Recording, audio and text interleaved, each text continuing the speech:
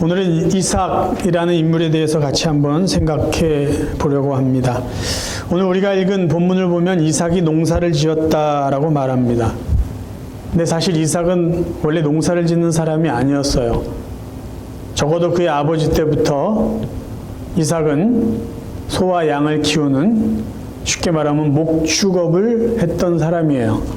근데 오늘 본문은 이삭이 농사를 지었다라는 이야기를 합니다. 그럼 왜 이삭은 경험이 없는 농사를 지었을까요? 추측컨대 그 땅에 흉년이 있고 기근이 있었기 때문에 양과 소를 키우는 것도 힘들었고, 그래서 좀 더 잘 먹고 살기 위해서 농사에 손을 대었다라고 생각할 수 있습니다. 아니, 그러면 그 사막 지역에서 어떻게 농사를 지을 수 있었을까?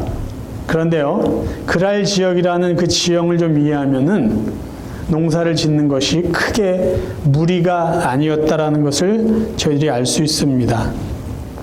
지금 이삭이 농사를 지었다라고 이야기하는 그랄 지역은 가나안이라는 큰 지역 서남 쪽에 위치하고 있었던 곡창지대로, 그런 데로 유명했던 곳입니다.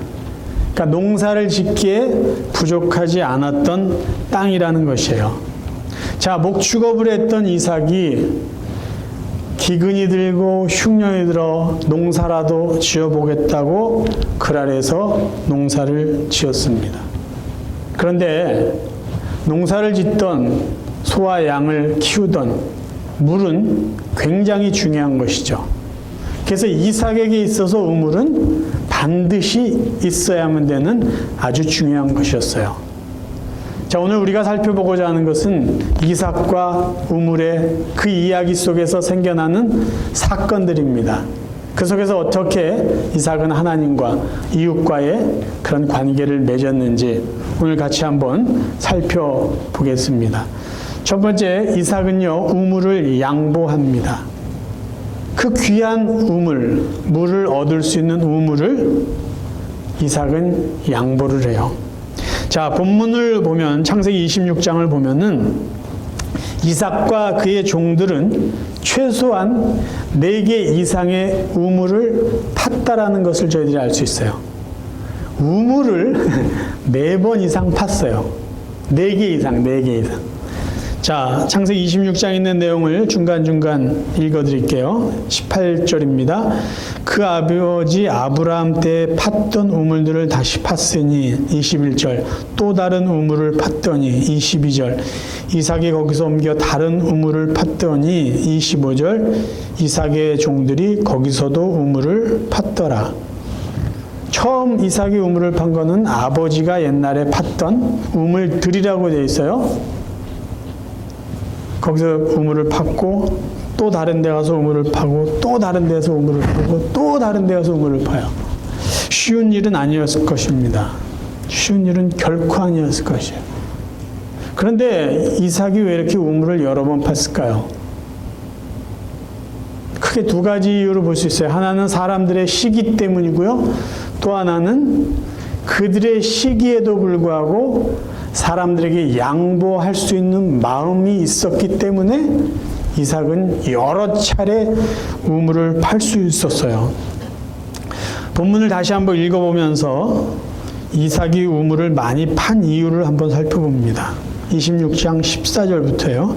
양과 소가 떼를 이루고 종이 심이 많으므로 블레셋 사람이 그를 시기하여 그 아버지 아브라함 때 그 아버지의 종들이 판 모든 우물을 막고 흙으로 메웠더라. 아비멜렉이 이삭에게 이르되 네가 우리보다 크게 강성한즉 우리를 떠나라. 이삭이 그곳을 떠나 그랄 골짜기에 장막을 치고 거기 거류하며, 21절. 또 다른 우물을 팠더니 그들이 또 다툼으로 그 이름을 신나라 하였으며 이삭이 거기서 옮겨 다른 우물을 팠더니. 이 본문의 이야기가 이런 거예요. 블레셋 사람이 살고 있는 그랄 지역에 이삭이 이주를 해서 살다가 농사도 짓고 양과 소도 키웠는데 너무 잘 되는 거예요. 블레셋 사람이 봤을 때, 아니 저 사람은 어디서 살다 왔는데 농사도 잘 짓고 소양도 잘 키우고 도대체 저 인간은 뭐야? 시기가 생긴 거예요. 그래서 시비를 겁니다. 그랬더니 그 블레셋 지역의 왕인 아비멜렉이 이삭을 찾아가서 이야기하는 거예요. 우리 마을 사람이, 우리 백성들이 당신 때문에 시기가 나고 불편하니까, 심기가 불편하니까 우리 마을에서, 이 지역에서 떠나라고 해요. 그래서 이삭이 할 수 없이 다른 곳에 갑니다. 갔는데도 물이 필요하니까 우물을 판 거예요. 그런데 거기서도 우물 때문에 또 시비가 붙어요. 또 다른 데로 이주를 해요. 이 본문에서 보면은 이삭이 사람들이 뭐 시비를 걸던 종들 간의 다툼이 있던 그 자리를 떠나는 모습을 보면요, 쫓겨나거나 무서워서 도망치거나 무기력한 그런 모습이 있지는 않아요. 오죽하면 아비멜렉 왕이 너는 우리보다 강하니 여기를 떠나라고 이렇게 이야기하는 거 보면, 만약에 이삭이 마음 먹고 안 떠난다, 버텼다 그러면 싸움을 하서든지 전쟁을 하서든지 아마 그 자리를 지킬 수 있었을 것이에요. 근데 이삭의 이 모습을 보면은요, 스스로 떠나는 그러한 모습을 우리가 볼 수 있어요. 싸우지 않았습니다. 양보했어요. 온유한 모습으로 떠납니다. 그러니까 세상적인 관점으로 보면은요, 이런 식으로 마치 피하고 다른 데로 떠나는 건요, 참 미련해 보이고 유약해 보이고 바보 같은데, 성경은요, 이런 사람을 복 있는 사람이라고 이야기하고 있다라는 것이죠. 예수님께서 산상수훈에서 말씀하신 것, 온유한 자는 복이 있나니 그들이 땅을 기업으로 얻을 것이요, 화평케 하는 자는 복이 있나니 그들이 하나님의 아들이라 일컬음을 받을 것이요. 지금 이삭의 모습은요, 땅을 기업으로 받을 복 있는 사람이고요, 하나님의 아들이라고 일컬음을 받을 만한 화평케 하는 자의 모습을 보여주고 있습니다. 굉장히 손해보는 것 같은데요, 아니에요. 하나님 보실 때는요, 복 있는 사람의 모습입니다. 두 번째, 우물과 관련해서 이삭에게 있었던 것은요, 하나님이 우물 때문에 이쪽 가서 살고 또 우물 때문에 저쪽 가서 살고 그렇게 힘들게 살아가고 있는 이삭을 하나님이 위로해 주세요. 브엘세바까지 옮겼습니다. 거기서 나름대로 이제 자리를 잡을 것처럼 살고 있는 그때에 어느 날 밤에 하나님이 그를 찾아와 이렇게 위로해 주십니다. 그 밤에 여호와께서 그에게 나타나 이르시되, 나는 네 아버지 아브라함의 하나님이 두려워하지 말라. 내 종 아브라함을 위하여 내가 너와 함께 있어 내게 복을 주어 내 자손이 번성하게 하리라. 새로운 지역에 와서 다시 시작할 때 이삭의 마음이 좀 두려웠을 거예요. 또 누군가 시비 걸지 않을까. 그래도 시작하고 있었을 때 하나님이 그를 위로해 주시죠. 두려워하지 말라. 너의 아버지 아브라함의 하나님이다. 내가 너와 함께 있을 것이고 너에게 복을 줄 것이다. 너의 자손을 축복해 줄 것이다. 그 하나님이 왜 이런 말씀을 해주셨을까요? 이 말씀은요, 처음 한 말씀이 아니고 이삭이 그랄 땅에 왔을 때 하나님이 조건적으로 약속해 주신 축복을 지금 재확인해 주고 계신 거예요. 다시 볼 본문 앞부분을 봅니다. 아브라함 때 첫 흉년이 들었더니 그 땅에 또 흉년이 들매 이삭이 그랄로 가서 블레셋 왕 아비멜렉에게 이르렀더니 여호와께서 이삭에게 나타나 이르시되 애굽으로 내려가지 말고 내가 너에게 지시하는 땅에 거주하라. 이 땅에 거류하면 내가 너와 함께 있어 내게 복을 주고 내가 이 모든 땅을 너와 내 자손에게 주리라. 내가 내 아버지 아브라함에게 맹세한 것을 이루어 내 자손을 하늘의 별과 같이 번성하게 하며 이 모든 땅을 내 자손에게 주리니 내 자손으로 말미암아 천하 만민이 복을 받으리라. 자, 조금 전에 하나님께서 이삭을 위로해 주신 그 말씀은요, 이삭이 흉년이 들어서 어딘가 살 데를 찾으려고 생각할 때 하나님 주셨던 말씀이에요. 아마 이삭은 애굽으로 가려고 했던 것 같아요.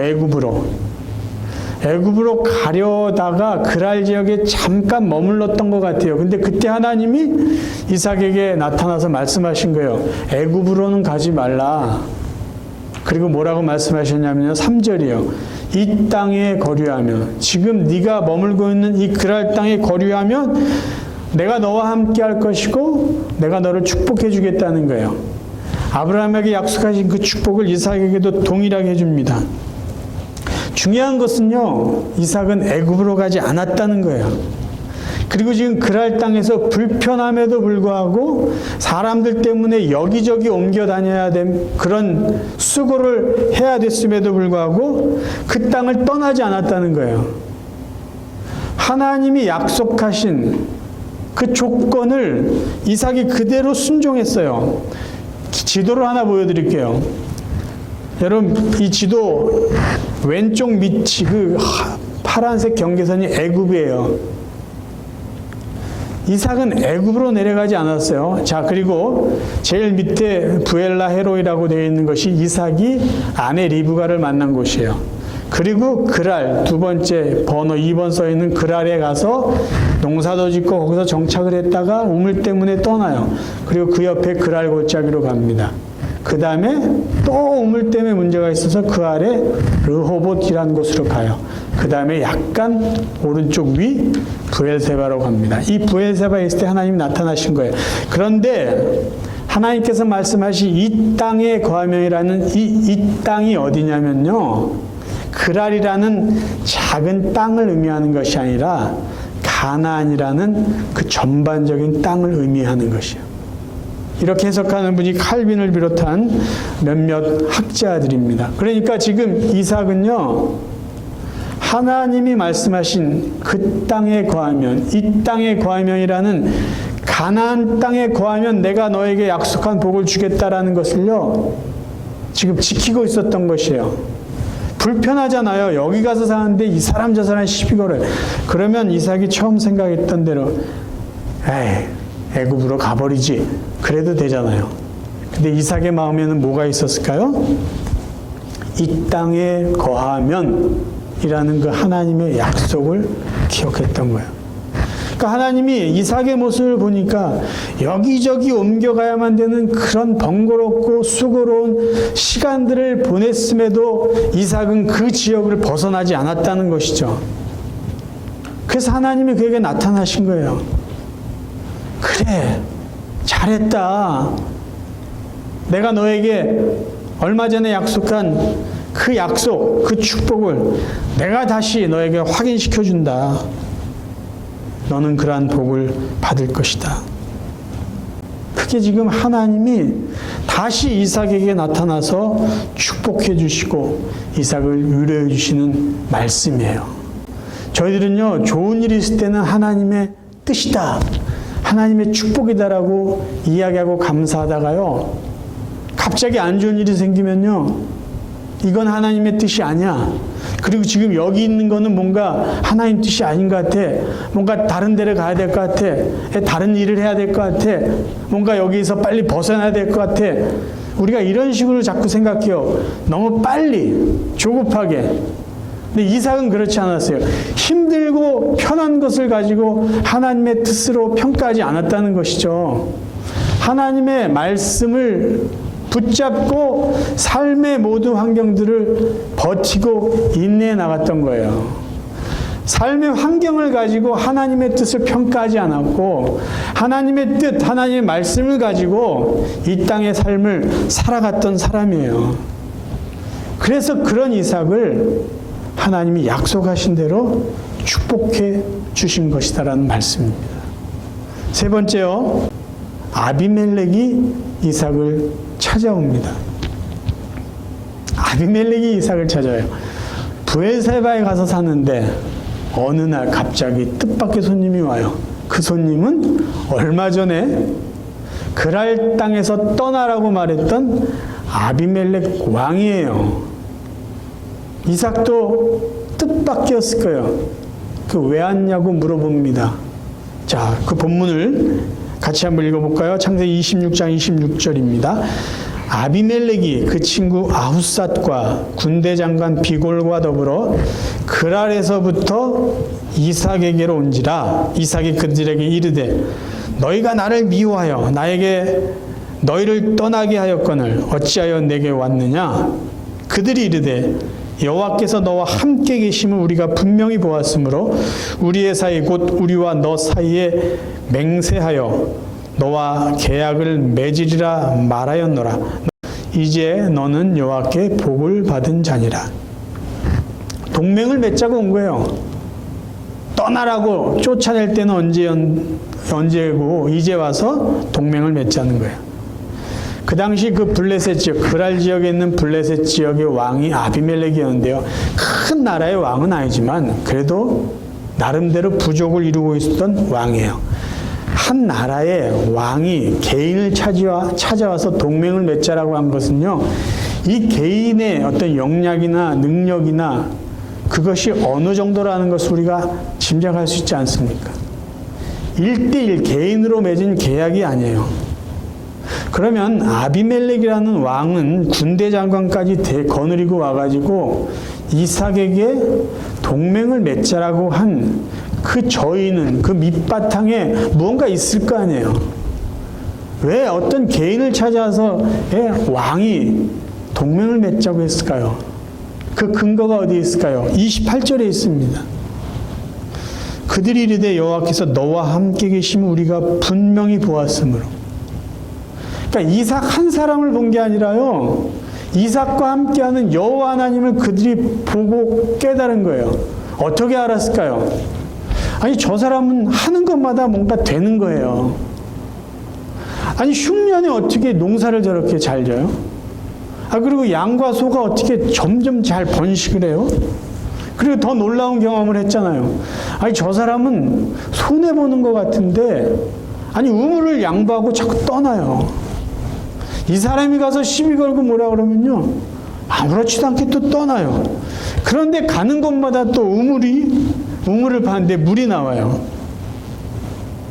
그들이 그와 함께하는 하나님을 본 거죠. 아, 이삭이라는 저 사람은 그냥 한 개인이 노력해서 사는 사람이 아니라 하나님, 그 어떤 신이 저 사람을 지켜주고 보호해주고 축복해주는구나. 그렇다면 저 사람과 우리가 같이 동맹을 맺으면 저 사람이 지켜주고 축복해주는 하나님이라는 그분의 은혜가 우리에게도 있겠구나. 그런 생각을 갖고 아비멜렉은 이삭과 동맹을 맺었다라는 것이죠. 그리고 이렇게 이야기하잖아요. 당신은 하나님께 복받은 자입니다. 아니, 이방 사람이, 하나님을 믿지도 않는 사람이 이삭을 보고 당신의 하나님 괜찮은 하나님이네요. 좋은 하나님이네요. 우린 당신과 계약하고 원합니다. 동맹 맺기 원합니다. 왜요? 당신은 여호와께 복받은 자이기 때문입니다. 그렇게 이야기하고 있는 것이에요. 여기에서요, 우리에게 도전해 주는 것이 있어요. 이삭의 삶의 모습이요, 우리가 따라야 될 모범이 된다는 거죠. 어떤 거죠? 사람들에게요, 손해보고, 어떻게 보면은 좀 제 것 챙기지 못하는 것 같지만 양보하면요, 온유하게 대하면 결국은 그 사람이 우리의 모습을 보고 하나님을 보게 된다는 거예요. 우리의 삶을 통해서 보여드리는 하나님을 그분들이 보고 그 하나님을 알게 될 것이고, 더 나아가면 그들이 하나님을 믿을 수 있게 된다는 것이죠. 여러분, 예수를 안 믿는 사람은요, 예수를 믿는 사람에게 은근히 기대하는 게 있어요. 교회 다니는 사람, 교회 안 다니는 사람, 요 차원을 더 넘어선 거예요. 예수를 믿고 신앙생활 좀 한다는 사람을 예수 안 믿는 사람이 바라볼 때 궁금한 게 있어요. 그게 뭔지 아세요? 저 사람들은 우리랑 뭐가 다른가라는 거예요. 그걸 알고 싶어요. 확인하고 싶어요. 그래서 그분들이 사용하는 방법이 뭐냐면요. 종종 예수 믿는 사람들에게 와서 시비를 겁니다. 짜증나게 만들어요. 번거로운 일을 이렇게 만들어요. 그리고 어떻게 반응하는가를 봐요. 테스트하는 거예요, 우리를. 그래서 자기들과 비슷하게 반응을 하면요, 그들은 속으로 이렇게 생각을 해요. 별거 아니네. 나랑 다를 게 없네. 왜냐하면 기대한 게 있었기 때문이에요. 그런데 우리가 그들의 기준보다도 조금 더 나은 반응을 보여주면 어떻게 그들이 생각할까요? 아, 저게 다른 거구나. 저게 예수 믿는 사람이 예수 안 믿는 사람하고 다른 거구나. 저게 더 나은 거구나. 그럼 그게 뭘까 생각하다가 우리가 보여준 삶의 모습 속에 드러난 하나님을 그들이 보게 된다라는 것이에요. 그게 지금 이삭이 우리에게 도전해주는 삶의 모습이라는 것이죠. 오늘 이삭이 받은 복을 좀 정리해 보면요, 크게 3차원이에요. 3가지 차원의 복이에요. 분명히 이삭은 하나님께 복을 받은 사람이에요. 첫 번째 받은 복은 영적인 복이에요. 하나님이 그와 함께 하셨잖아요. 그와 함께 했다는 거 얼마나 놀랍습니까? 한 부족의 왕이 와서 그 고백을 할 정도니까 대단한 복이에요. 두 번째 그가 받았던 복은요, 물질의 복이에요. 창세기 26장 12절 13절 보십시오. 흉년 중에 농사를 졌는데, 농사를 지었던 사람도 아닌데 농사를 이제 막 지었는데 100배의 결실을 얻어요. 이건요 저절로 되지 않아요. 그래서 성경에도 그렇게 말하고 있어요. 이삭이 그 땅에서 농사하여 그의 100배나 얻었고 여호와께서 복을 주심으로, 복을 주셨기 때문에 그런 은혜가 있는 거예요. 그 사람이 창대하고 왕성하여 마침내 거부가 돼요. 시기 받을 만하죠. 물질의 복을 받은 사람이에요. 또 다른 건요, 우물을 팔 때마다 물이 나왔다는 것을 우리가 알 수 있어요. 아니, 사막에서 우물을 팠는데 물이 나와요. 4번이나 팠는데 4번 다 나왔. 이건 기적 같은 은혜 아닙니까? 그 당시 무슨 장비가 제대로 있었겠어요. 그런 복을 이삭은 누렸어요. 그 다음에 그가 누렸던 또 다른 차원의 복은요, 사람의 복이에요. 인덕이 있어요. 인복이 있어요. 세상에요, 나이가 들면서 사람, 주위에 친구가 없는 사람들이 있어요. 돈은 많은 것 같은데, 나름대로 잘 사는 것 같은데, 주위에 사람이 없는 사람이 있어요. 그런 사람은요, 대부분 자기 것 잘 챙기는 사람이에요. 그쵸? 손해 안 보려고 하는 사람. 그럼 노년의 그 모습이 그렇게 보기 좋지 않습니다. 근데 이삭은요, 나이가 먹고 세월을 살면 살수록, 아니, 그에게 사람이 찾아와요. 미안하다는 소리를 안 했을 뿐이에요, 아비멜렉이. 사람이 오잖아요. 친구가 되고 싶다라는 거예요. 이러한 복을 이삭은 하나님으로부터 받고 누리고 살았어요. 그러면 이삭은 왜 이런 복을 받았을까요? 첫 번째 이유는요, 아버지 덕분이에요. 그쵸? 아버지 아브라함이 하나님의 말씀대로 살고 순종했기 때문에, 그것은 하나님이 약속하신 복 아니에요. 네 아버지 때문에 너 복 받는가? 그거 분명한 거예요. 또 하나는요, 이삭도 하나님 말씀 순종했기 때문에 당연히 받는 거예요. 아까 26장 3절에 이 땅에 거류하면, 네가 이곳에서 살면, 애굽 가지 않으면 내가 복 주겠다고 약속했잖아요. 이삭도 아버지 못지 않아요. 하나님 말씀 잘 순종했어요. 당연히 복 받을 자격이 있어요. 그리고 또 사람들한테 잘했잖아요. 치고받고 싸우지 않고 손해 안 보려고 그러지 않았잖아요. 상당히 불편했을 텐데도 이삭은 양보했어요. 양보하고. 그것의 결과가 사람들이 친구가 되자고 찾아왔던 복을 누리는 거예요. 50부터 운을 내 편으로 만드는 좋은 습관이라는 책이 있어요. 제목이 참 긴데요. 그 책에서 이런 이야기가 나옵니다. 무엇이 우리의 인생을 이렇게 달라지게 만드는 것일까? 저자는 간단하게 이렇게 답을 썼어요. 인생 격차를 만드는 이유는 마음에서 나오는 행동과 습관의 차이다. 그런데요, 그 책에서 이야기하는 것들은 이런 거예요. 어떤 사람은요, 인생 초반에 잘 되는 사람이 있다는 거예요. 그런데 나이가 먹으면서 인생 중반, 후반으로 가면서 뭔가 자꾸 안 되는 사람이 있고, 반대로 인생 초반은 굉장히 힘들게 살아가는데 나이를 먹고 인생 중반, 후반이 될수록 잘 되는 사람이 있다는 거예요. 그러면 그게 운일까 아닐까라는 것이에요. 이 저자가 이야기하고자 하는 건 뭐냐면, 인생의 후반으로 갈수록 저 사람은 왜 저렇게 잘 될까라고 생각하는 그 사람이 잘 되는 이유는 지금까지 살아오면서 좋은 습관, 좋은 행동을 해온 것의 결과라는 거예요.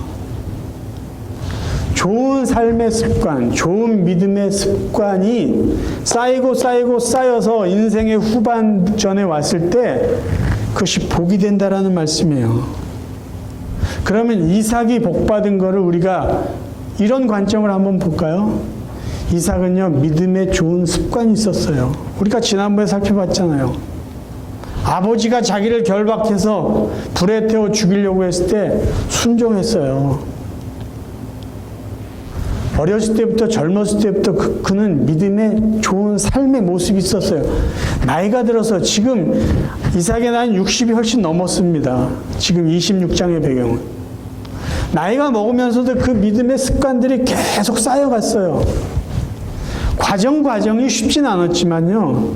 그런 삶의 과정이 쌓이고 인생의 중반, 후반을 갔을 때 그 삶의 복이라는 게 다가왔어요. 그걸 운이라고 우리는 절대 말할 수 없습니다.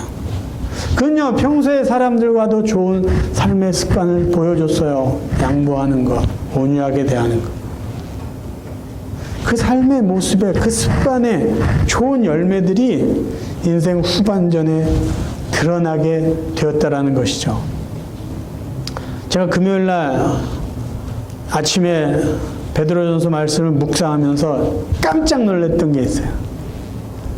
제가 이번 주 설교를 이삭에 대해서 해야지 준비를 계속하고 있었는데, 아침에 베드로전서 말씀을 묵상하는데 이거 이삭이 살았던 삶의 내용이 여기 그대로 적혀있네라고 제가 깜짝 놀란 거예요. 그 말씀을 여러분에게 읽어드릴게요. 쉬운 말 성경으로 읽을게요. 베드로전서 3장 9절부터입니다. 악을 악으로 갚거나 모욕을 모욕으로 갚지 말고 도리어 그런 자들에게 복을 빌어 주십시오. 그것은 여러분이 복을 받아 누리도록 하나님께 부르심을 받았기 때문입니다. 그러므로 성경에 기록되기를 누구든지 삶을 사랑하고 좋은 날을 기대하는 사람은 혀를 함부로 놀려 악한 말을 하지 말 것이며 입술을 크게 벌려 거짓말을 하지 말아라. 악에서 멀리 떠나고 선한 일을 행하며 화평을 추구하여 그것을 힘써 이루어라. 이든 주님의 눈은 바르게 살고 있는 의인들을 향하시고 주님의 귀는 그들의 기도를 들으시지만 주님께서는 악한 짓을 행하는 사람에게서는 얼굴을 돌리시기 때문이다 라고 했습니다. 여러분이 힘써 선한 일을 행한다면 누가 여러분을 해치려고 하겠습니까? 그러나 비록 선한 일을 하다가 핍박을 받는다고 할지라도 여러분은 복 있는 사람입니다. 하나님께서 보상해 주실 것이기 때문입니다. 아멘. 사랑하는 성도 여러분, 저는 이 말씀을 정리하면서 여러분들을 위해서 이런 기도를 드렸어요. 이삭의 삶의 이야기 속에는요, 하나님이 묻어나옵니다. 그래서 제가 여러분의 이름을 부르면서 이렇게 기도했어요. 하나님, 우리 사랑하는 성도들 삶 가운데 삶의 이야기들이 누군가에게 들려질 때, 그게 자녀이든 우리 이웃이든 우리 성도님들의 삶의 이야기 속에 하나님이 묻어나오고 하나님이 보여지게 해 주옵소서. 제가 그런 기도를 드렸어요. 그래서 여러분, 이제 남은 삶을 사실 때요, 하나님 잘 믿는 좋은 믿음의 습관을 계속 쌓아가시기를 바라요. 사람들에게요, 선한 행동들, 그 아름다운 삶의 습관들을 계속해서 만들어 가시길 바래요. 그럼 여러분 인생의 중반, 후반부에 갈 때 다른 사람이 놀랄 거예요. 아, 저 사람은 왜 이렇게 재수가 좋은 거야? 저 사람은 뭐 했길래 저렇게 잘 돼? 그들은 그렇게 말할지 몰라도 우리는 알고 있어요. 하나님이 우리에게 주신 복이라는 것을. 그래서 여러분 인생의 후반전이 하나님의 복과 은혜를 풍성하게 누릴 수 있는 정말로 복된 사람들이 되시기를 주님의 이름으로 축원합니다.